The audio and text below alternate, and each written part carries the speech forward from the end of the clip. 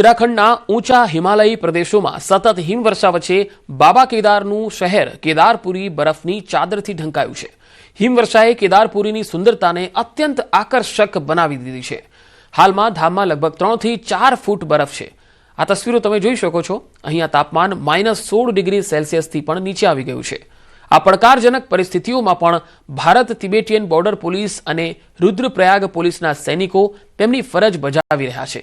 કેદારનાથથી આ તસવીરો આવી રહી છે. તમે જોઈ શકો છો કે આખું કેદારપુરી બરફની સફેદ ચાદરથી ઢંકાયેલું છે અને 4 ફૂટ જેટલો બરફ તમે જોઈ શકો છો આ ધામમાં. અને અહીંયા હવે રહેવું પણ મુશ્કેલ બની જાય એ પ્રકારની સ્થિતિ.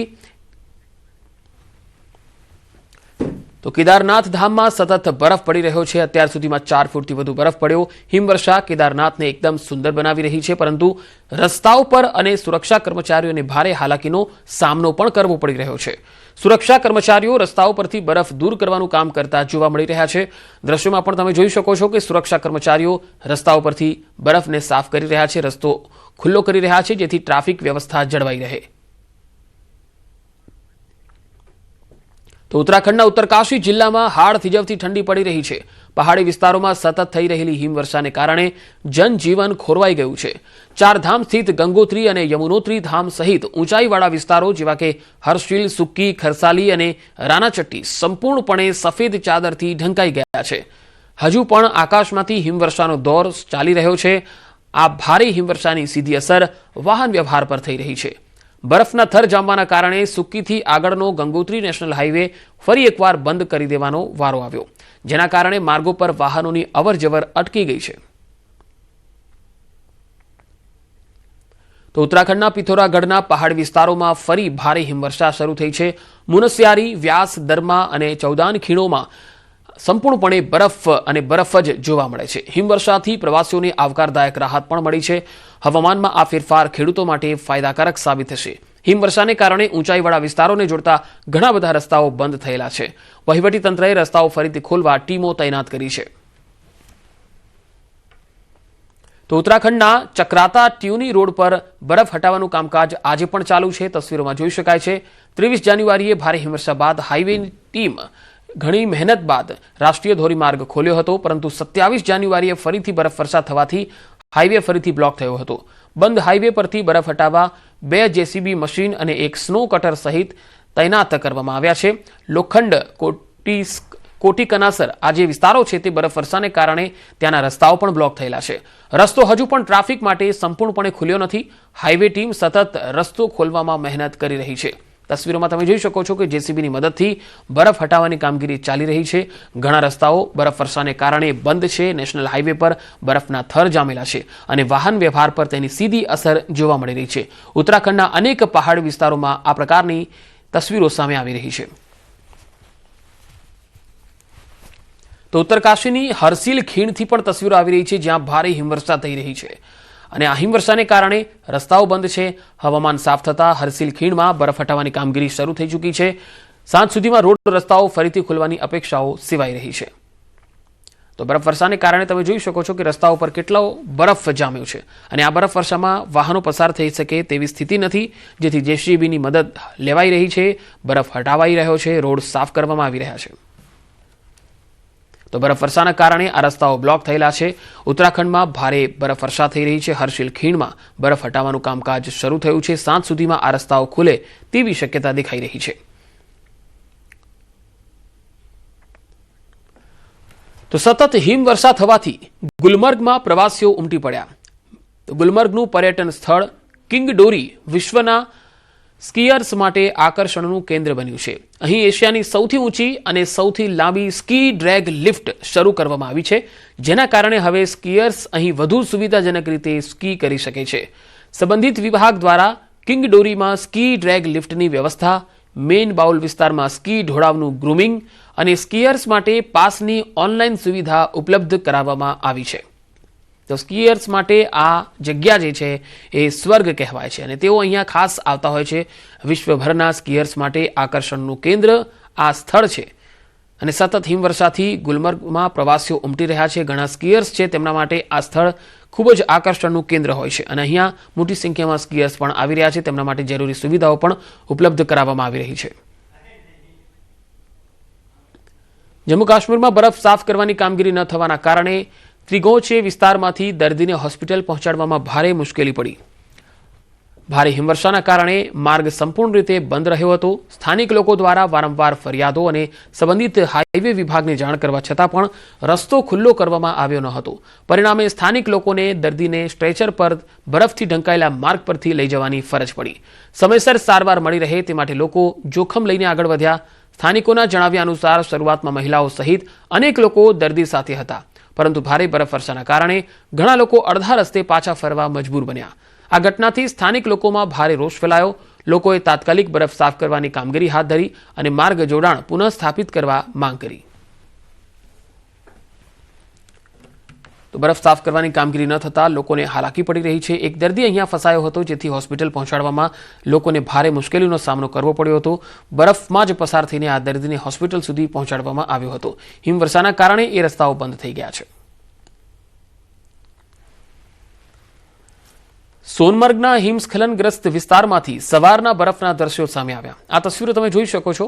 ગઈ રાત્રે મોડી સતત હિમવર્ષા અને ભારે ઠંડીના કારણે સોનમર્ગના સરબલ વિસ્તારમાં હિમસ્ખલન થયું.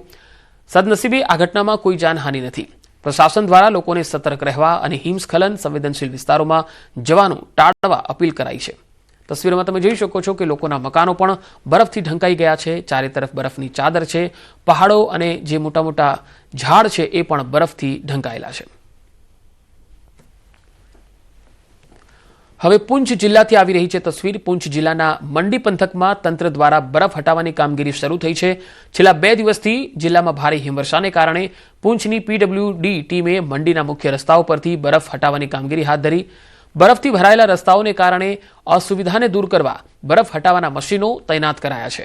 આ વર્ષે મંડી તહેસીલમાં ભારે હિમવર્ષા થઈ, જેના કારણે મોટાભાગના રસ્તાઓ બ્લોક થયા. બરફ પડવાનું બંધ થતાં જ બરફ હટાવવાની કામગીરી શરૂ કરવામાં આવી હતી. રસ્તાઓ પરથી નોંધપાત્ર પ્રમાણમાં બરફ હટાવવામાં આવ્યો અને 80% વીજળી પુનઃ સ્થાપિત કરવામાં આવી. તો જમ્મુ કાશ્મીરમાં તાજેતરમાં ભારે હિમવર્ષાને કારણે ગુરેજ ખીણમાં અનેક રસ્તાઓ બંધ થયા. હાલમાં ગુરેજ બાંદીપોરા રોડ પર બરફ સાફ કરવાની કામગીરી શરૂ કરવામાં આવી. બરફ હટાવવા ભારે મશીનરી તૈનાત કરવામાં આવી, જેથી બરફ દૂર કરી શકાય અને કનેક્ટિવિટી પુનઃ સ્થાપિત થઈ શકે. કેટલાક વિસ્તારોમાં મર્યાદિત અવરજવર શક્ય બની છે. લાંબા સમય સુધી રસ્તો બંધ રહેવાના કારણે રહેવાસીઓને આવશ્યક પુરવઠાની અછત સહિત મુશ્કેલીઓનો સામનો કરવો પડ્યો. અહીંયા ભારે હિમવર્ષાથી દૂર દરાજના જે ખીણના વિસ્તારો છે, બાંદીપોરા જિલ્લાના બાકીના ભાગથી સંપર્ક કપાઈ ગયો છે, જેના કારણે સમગ્ર પ્રદેશમાં રોજિંદા જીવન પર અસર થઈ રહી છે.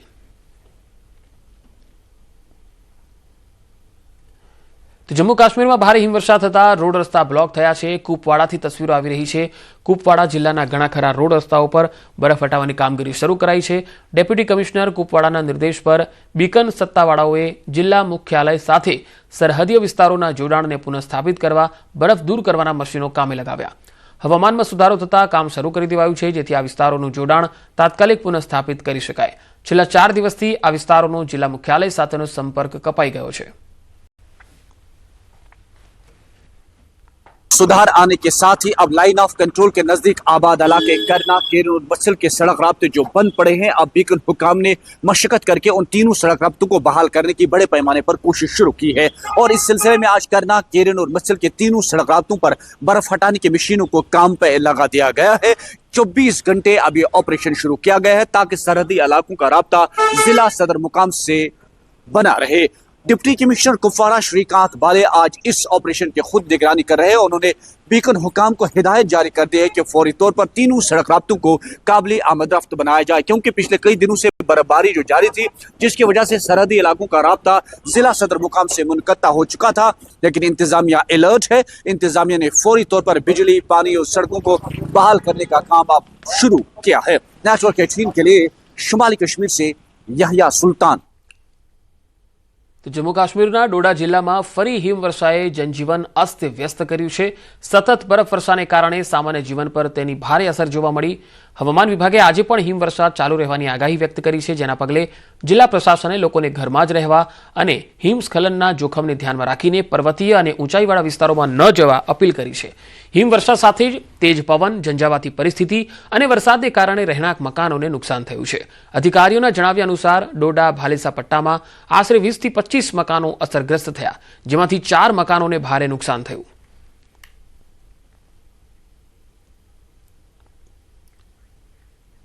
હવે આપણે બતાવીએ કુલ્લુની આ તસવીર. હિમાચલ પ્રદેશના કુલ્લુ જિલ્લામાં હિમવર્ષા બાદ 64 રસ્તા બંધ કરવાની ફરજ પડી છે.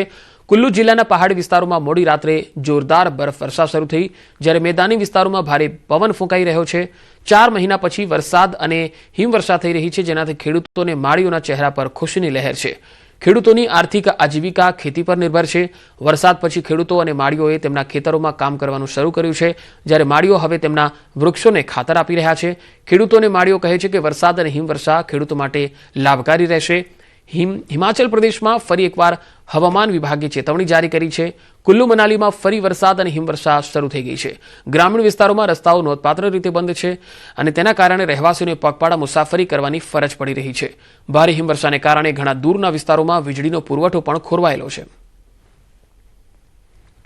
તો હિમાચલ પ્રદેશના કુલ્લુમાં ભારે હિમવર્ષાથી જનજીવન પ્રભાવિત થયું છે. આ તસવીરો તમે જોઈ શકો છો. ગ્રામ્ય વિસ્તારોમાં 90 થી વધુ રસ્તાઓ બંધ છે, જ્યારે 1000 થી વધુ વીજળી ટ્રાન્સફોર્મર ખરાબ થઈ ગયા છે.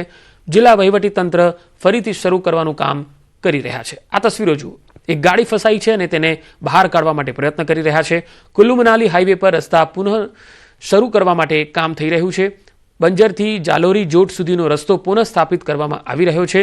જિલ્લા વહીવટીતંત્ર દ્વારા રાહત અને બચાવ કાર્ય ચાલી રહ્યું છે. પ્રવાસીઓ અને સ્થાનિકોને હવામાનની સ્થિતિને ધ્યાનમાં રાખી તેમના વાહનો કાળજીપૂર્વક ચલાવવા અપીલ કરી. बहुत बर्फ होने की वजह से हमारी काफी रोड्स अवरुद्ध हो गई थी. इलेक्ट्रिसिटी भी अफेक्टेड है. अभी मनाली में ऑलमोस्ट 700 DPRs अफेक्टेड है, लेकिन रिपेयर का काम चल रहा है. पूरे जिले में अबाउट 1000 DPRs अफेक्टेड है. हमारी अबाउट 96 रोड्स क्लोज्ड हैं, लेकिन जो मेन रोड्स हैं उनका कल रात से ही खोलने का काम चल रहा है. और क्योंकि इस बार थोड़ा स्नोई विंटरी मिक्स है, तो मेन रोड्स को हम काफी हद तक खोल पाए हैं.